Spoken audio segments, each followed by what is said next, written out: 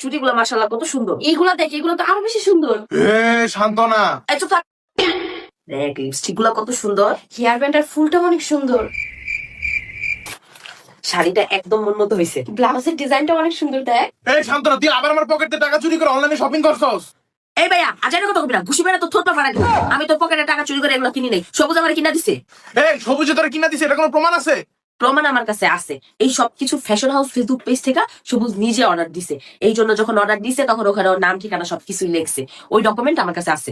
আচ্ছা শোন ভাই তোর কোনো কথা আমি শুনতে পারবো না, এত সুন্দর শাড়িটা হাতে পাইছি, আমি এই শাড়িটা পরবো। দিয়া চল আমরা রেডি করে দিবি। ভাই তুই তখন কি করতে চাইছিলি? তাড়াতাড়ি কম, আমি ঘুরতে যাবো।